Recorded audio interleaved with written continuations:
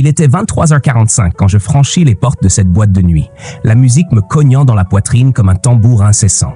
Les lumières stroboscopiques jouaient sur les visages. Les corps se pressaient, s'entrechoquaient, se fondaient dans une vague humaine.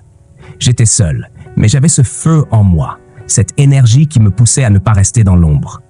Et puis, je l'ai vue. Elle était là, au bar, une silhouette qui semblait irréelle. Ses yeux brillaient d'un éclat presque surnaturel.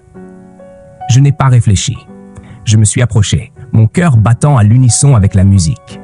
Les minutes passaient comme des secondes.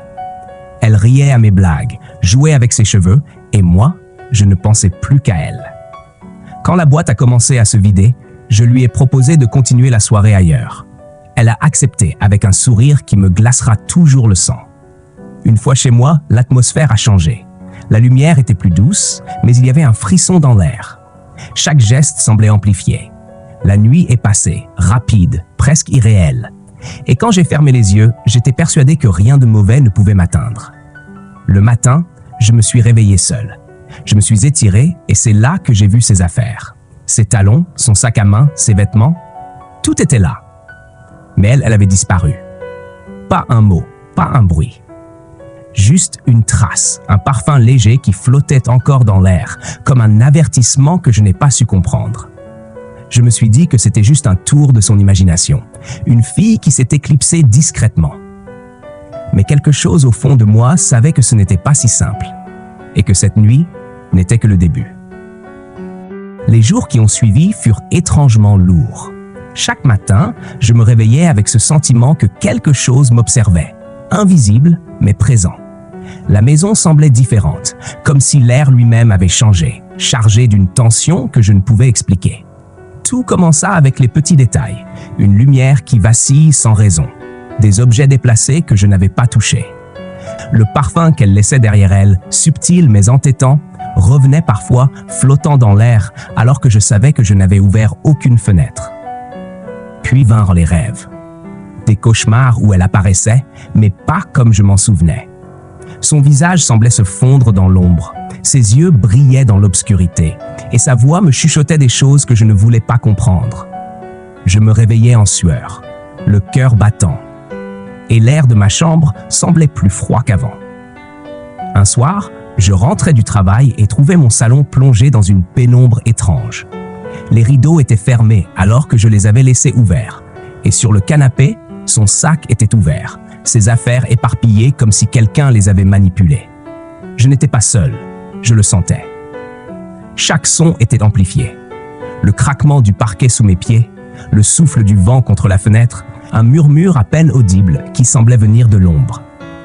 Et à chaque instant, j'avais cette impression qu'elle me suivait, silencieuse, invisible, comme une ombre qui se nourrit de ma peur. Les cauchemars devinrent plus réels. Une nuit, j'entendis son rire derrière moi dans le noir. Mais quand je me retournais, il n'y avait rien. Juste son parfum flottant dans l'air, insaisissable et suffocant. La frontière entre le rêve et la réalité commençait à se brouiller. Puis vinrent les accidents. Le verre tombé du comptoir, le miroir fissuré, les appareils qui tombaient sans raison. Chaque petit incident semblait orchestré, comme si une présence invisible se jouait de moi. Mon esprit refusait de l'accepter. Mais chaque événement me rapprochait de la certitude. Elle n'était pas partie, et ce qu'elle était devenue dépassait tout ce que j'aurais pu imaginer. Et au fond de moi, une peur nouvelle prenait racine. Ce n'était pas seulement elle. C'était quelque chose qu'elle avait laissé derrière, quelque chose qui maintenant vivait dans mon monde, et qui ne me laisserait jamais partir. Les jours suivants devinrent un cauchemar éveillé. Chaque pièce de mon appartement semblait vibrer d'une présence invisible. Les ombres s'allongeaient, se tordaient de manière impossible, et parfois, j'avais l'impression de voir ses yeux briller dans le noir, fixés sur moi. Les cauchemars avaient envahi mes nuits, mais maintenant, ils débordaient dans mes journées. Je voyais des silhouettes passer au coin de ma vision, entendais des pas derrière moi alors que j'étais seul. Les objets tombaient, se déplaçaient, et parfois, je retrouvais des messages griffonnés sur les murs, écrits dans une écriture que je ne reconnaissais pas, comme si elle voulait me parler à travers l'invisible. Je commençais à perdre pied. Mon téléphone sonnait la nuit, mais quand je répondais, il n'y avait que le silence. Les miroirs me renvoyaient des reflets qui n'étaient pas les miens. Son visage apparaissait parfois derrière le mien, souriant d'un rictus que je ne pouvais supporter. Une nuit, la terreur atteignit son paroxysme. Je me réveillais avec une sensation glaciale sur ma peau, comme des doigts invisibles me touchant. La pièce était plongée dans l'obscurité, et au milieu du salon, une silhouette se matérialisait lentement.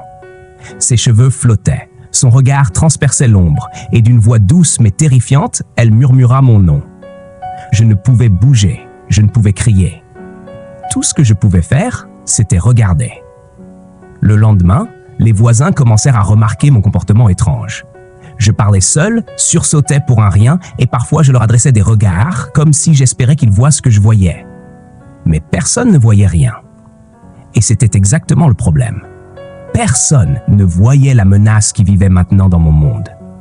Chaque jour, la frontière entre la vie et l'ombre s'effritait. Les objets se multipliaient, les présences se faisaient plus nombreuses, et l'air lui-même semblait lourd, chargé de murmures. Et dans le silence, je savais qu'elle n'était jamais vraiment partie. À chaque respiration, je sentais sa présence me suivre, me traquer. Et alors que je tombais de plus en plus profondément dans la peur, je compris la vérité terrible. Ce que j'avais ramené chez moi cette nuit-là n'était pas une fille, mais quelque chose qui ne pouvait pas être libéré. Et maintenant, il était trop tard pour échapper à ce qui m'avait choisi. La réalité n'existait plus comme avant. Mon appartement n'était plus un refuge, mais un théâtre de l'invisible. Les murs semblaient respirer, se rapprocher, et parfois je jurais entendre des chuchotements dans toutes les langues à la fois, des murmures qui me poursuivaient jusque dans mes rêves. Je tentais de fuir, de sortir de chez moi, mais l'extérieur n'était plus sûr non plus. Les rues semblaient se tordre, se répéter, et partout où je regardais, des ombres me suivaient, des silhouettes floues aux yeux brillants, des reflets impossibles dans les vitrines. J'étais traqué par quelque chose qui n'appartenait pas à ce monde et qui savait tout de moi. Les cauchemars n'étaient plus seulement la nuit. Chaque jour, je voyais des éclats d'elle, ou plutôt de ce qu'elle était devenue. Son visage apparaissait dans les éclats de verre, dans les flaques d'eau, dans les flammes d'une bougie que je laissais brûler par peur qu'elle ne revienne autrement. Chaque apparition était plus terrifiante que la précédente. Puis, un soir, je me suis retrouvé face à elle. Ou plutôt, face à l'ombre qu'elle était devenue. Son sourire était maintenant un masque de malice. Ses yeux noirs comme l'abîme me fixaient sans cligner. Elle avança, et l'air autour de moi devint glacial. Une voix qui n'était plus humaine résonna dans mon crâne. « Tu ne m'as jamais possédé. Maintenant, je t'ai trouvé. » Je tombais à genoux, incapable de crier, incapable de fuir. Tout ce que j'avais vécu, tout ce qui m'était arrivé depuis cette nuit de séduction, n'était qu'une ouverture, une invitation que j'avais acceptée sans le savoir. Et à ce moment-là, j'ai compris. Certaines rencontres ne sont jamais innocentes. Certaines présences ne sont jamais invitées, mais elles restent longtemps après que vous pensez les avoir laissées partir.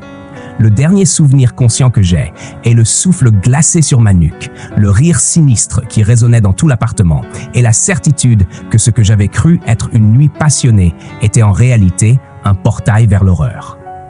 Et depuis ce jour, je ne suis jamais vraiment seul. Elle est partout où je vais, dans chaque reflet, dans chaque ombre. Et je sais maintenant que certaines rencontres ne finissent jamais. Elles vous suivent, vous hantent et finissent par vous posséder. Fin.